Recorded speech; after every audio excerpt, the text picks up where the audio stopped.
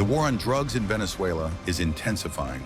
Instead of symbolic shows of force, the United States operations now rely on precision strikes from drones, satellite-guided missiles, elite special forces raids, and now the mother of all bombs that leaves destruction in its wake.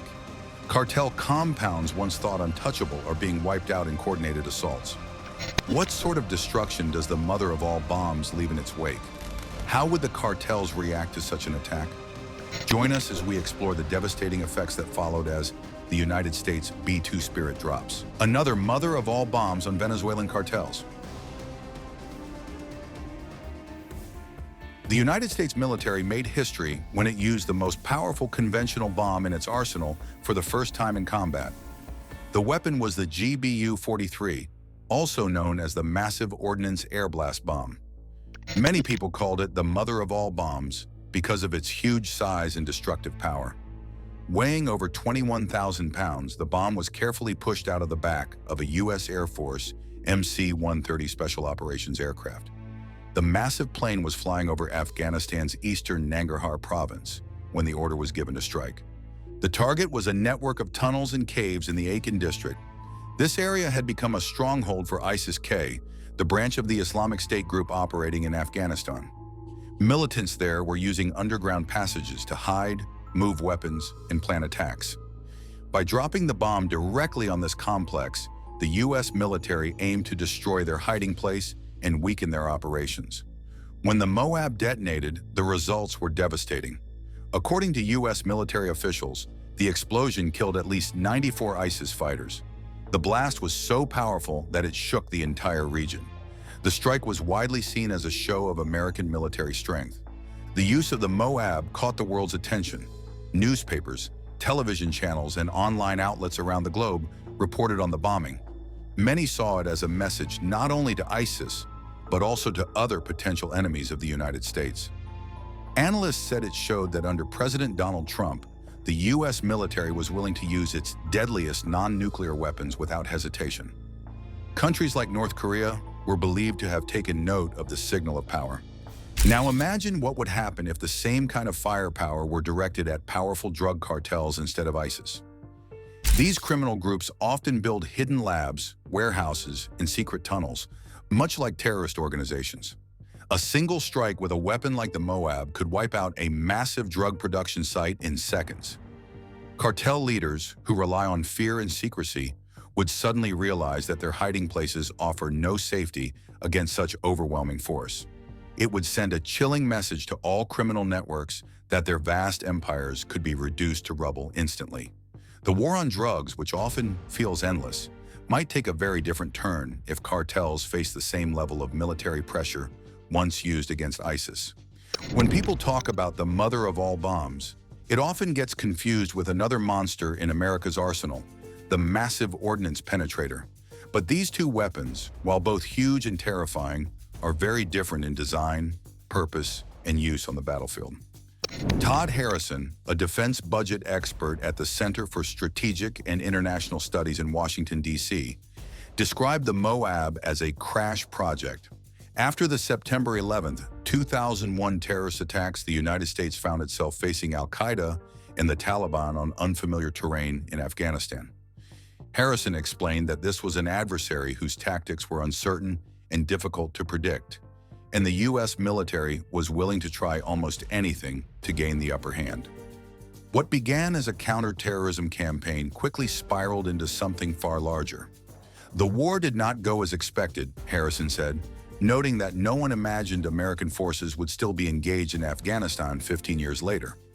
What was supposed to be a short fight became a long counterinsurgency and occupation. The Moab was never meant to be a polished long-term program. It was a quick-turn effort to meet an urgent battlefield need, not a formal procurement project. The Air Force acted as the system integrator, piecing it together from available technology, and in the end, only about 15 bombs were ever built. Interestingly, part of the bomb's design drew from technology found in Soviet-era intercontinental ballistic missiles.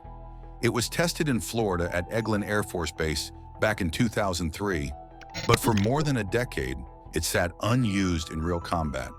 That changed dramatically when it was finally unleashed against ISIS fighters in Afghanistan. Restarting production of the Moab today would be no simple task. Harrison pointed out that most of the original parts are no longer available, and newer components would require a redesign and fresh rounds of testing. Inflation and modern manufacturing costs would push the price far higher than the original estimates. For that reason, he believes it is unlikely that the Air Force will ever restart full-scale production, especially given the limited demand. But the Moab was never just about blowing things up. It was also about psychological warfare. Harrison emphasized that the bomb's very existence sends a signal. Developing and fielding it quickly showed potential adversaries that the U.S. was willing to innovate rapidly when faced with new threats. The idea that America could build such a massive weapon in-house, practically on the fly, complicates enemy decision-making and forces them to think twice. Retired Air Force General T. Michael Buzz Mosley echoed this point. He explained that the Moab was designed for wide-area effects, both physically and mentally. The sheer blast effect makes it devastating on the battlefield, but it also delivers a powerful message to anyone watching. It tells opponents and even allies that the U.S. is willing to unleash unprecedented force when needed. Mosley had firsthand experience commanding during this era. Between 2001 and 2003, he led the 9th Air Force and U.S. Central Command Air Forces at a time when the Air Force still had the BLU-82B Daisy Cutter bomb, the Moab's predecessor, deployed forward.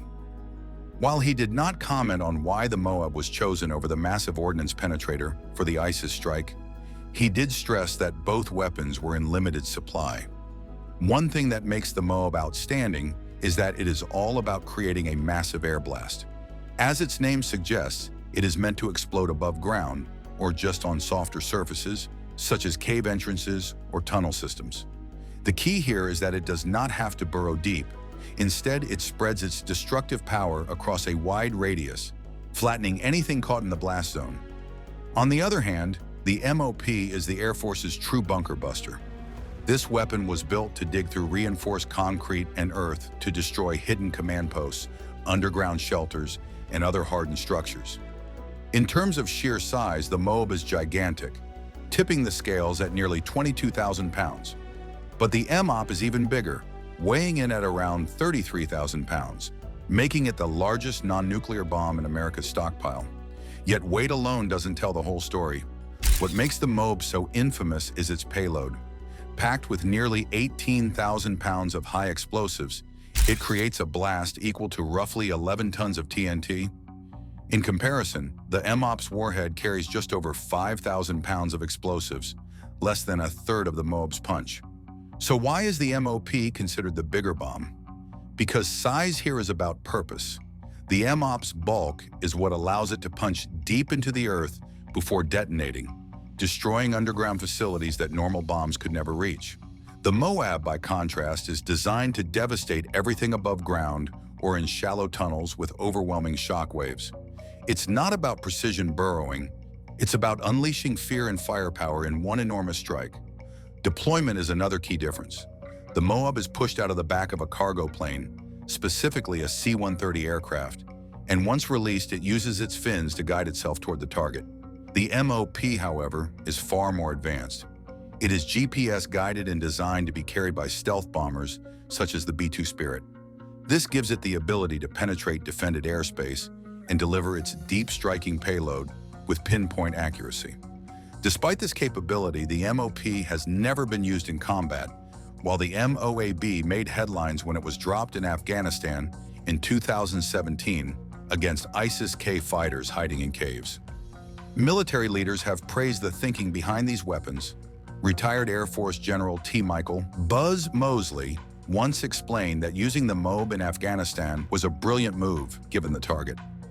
According to him, commanders spend enormous amounts of time weighing the risks of collateral damage and blast effects.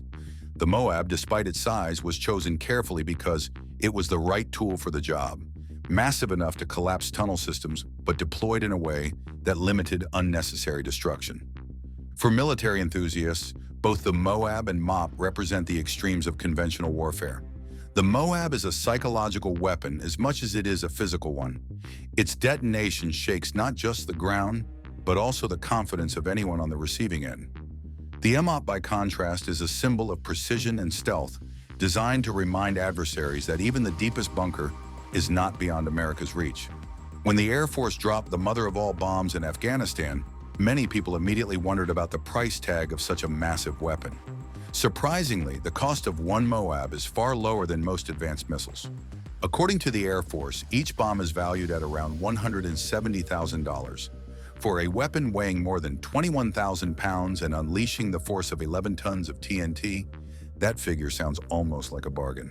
But there is a catch. That price is not a modern production cost, it is a historical estimate from the mid-2000s. A defense official later explained that this figure was never the result of a traditional procurement program. Instead, it came from rough calculations made by an expert at the Air Force Research Laboratory, one of the original developers of the weapon. Much of the Moab's cost was based on spare materials that were already available, such as the bomb's casing and metals. In short, it was pieced together from what the Air Force had on hand, not manufactured through a large-scale contract. Because of this, the Moab does not have a standard price in Pentagon budget documents. Unlike fighter jets or precision missiles, it was not part of a typical research, development, and acquisition pipeline. Air Force spokeswoman Erica Yepsen once clarified that the bombs were developed, built, and tested entirely in-house. No outside research was contracted, and that meant no official procurement cost was logged in the usual way. Still, the Moab did involve some outside expertise. One of the most crucial parts of the weapon is its grid fin technology, which allows the bomb to steer itself with surprising accuracy. These lattice-style fins can guide the bomb to within less than 8 meters of its intended target, remarkable for a weapon of its size. The Pentagon brought in Dynetics Incorporated, a Huntsville, Alabama-based defense company, to help design this feature. According to a 2014 report submitted to the Senate Appropriations Committee, the Air Force first approached Dynetics in 2002 with a contract worth $35,000 to begin developing the fin concept. That relatively small investment led to one of the most important innovations. The grid fins gave the bomb the ability to maneuver through the air, ensuring that when it was released from a cargo plane, it would not simply fall blindly, but instead glide and adjust its path toward the target. Dynetics has remained tight-lipped about its role in the project. When asked about the fins, a company spokeswoman declined to comment and referred all questions to U.S. Central Command. Even Air Force officials admitted they were not entirely certain whether the estimated per-bomb cost included the fin technology or not. This uncertainty reflects how unusual the Moab program truly was. Less a polished acquisition effort and more a one-off project designed for a specific wartime need. Another mystery surrounding the Moab is how many of them exist. Officials have never released the exact figure, but reports suggest there are around 15 bombs in the current stockpile. Their exact locations, of course, remain classified. An auditor could attempt to assign a more precise value to each bomb in storage today, factoring in materials, labor, and upgrades. But the Air Force has kept those details under wraps. For military enthusiasts, this backstory highlights what makes the Moab so fascinating. It is not just its raw explosive power that makes it legendary, but also its origin as a kind of Frankenstein weapon built from spare parts, innovative fin technology, and rapid in-house development. It was designed for a very specific mission in Afghanistan, to collapse caves and strike fear into America's enemies. And it did exactly that. Its relatively low cost and unusual history only add to the mystique of the mother of all bombs. But despite its dramatic first use, there were many questions about whether the Moab would be used often in future conflicts. One issue was cost. The bomb is estimated to cost about $170,000 each. While this is not as expensive as some advanced missiles, experts pointed out that other weapons could deliver similar or even greater explosive force. For example, a single B-52 bomber can carry a payload of bombs that together equal or exceed the power of one Moab. Another problem was supply. The Air Force has only a limited number of these bombs. They were built in the early 2000s using spare parts and assembled specifically for the war in Afghanistan. Because of this, the U.S. cannot easily replace them if the stockpile is used up. This means commanders will likely save them for only very special missions. Cost may have also been a factor. Unlike the Moab, which was developed cheaply and in small numbers. The MOP program required significant investment. Harrison explained that between 2009 and 2017, the Air Force budgeted more than $572 million in research and development funding, plus $43 million in procurement for 28 bombs. That works out to more than $21 million per bomb, a staggering difference when compared to the Moab's estimated $170,000 cost. But in the fight against drug cartels, a question now arises. What happens when the mother of all bombs is added to the battlefield? Many wonder if the cartels can truly stand against a weapon of this scale. The U.S. military's choice to use such a massive bomb wasn't random.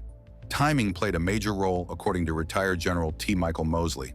He explained that the decision may have come down to the situation on the ground when all conditions were finally ready for the Moab to make the biggest impact. In other words, it wasn't just about having the weapon, but about finding the perfect moment to use it. He suggested the military might have seen an easy match, the right location, the right enemy concentration, and the right time. Still, many asked why the Moab was chosen instead of other heavy options, like the B-52 Stratofortress.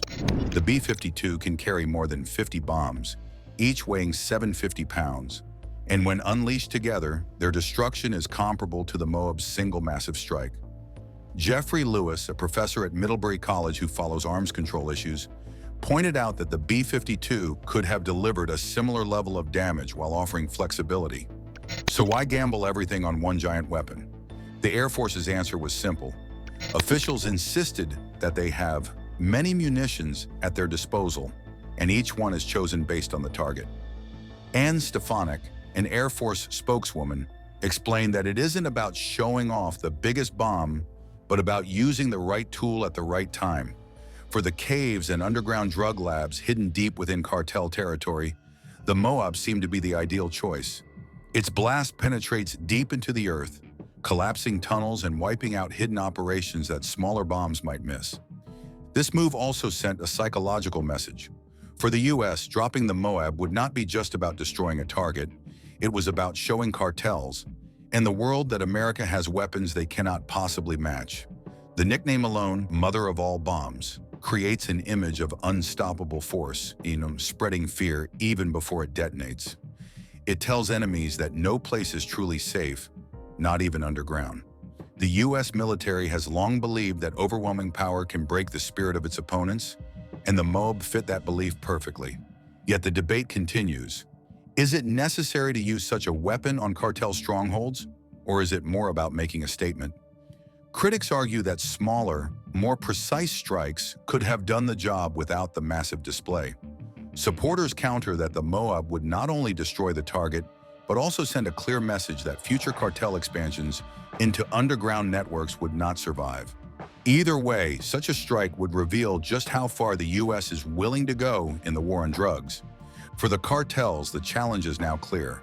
They have long relied on secrecy, tunnels, and hidden labs to protect their empire. But with the Moab in play, those defenses seem fragile.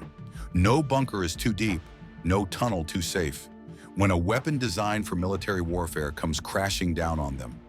The real question is whether cartels can adapt quickly enough, or if this marks the beginning of a new phase where their underground world is no longer untouchable. Thanks for watching. Before you go, click the link on your screen to check out another video. See you there.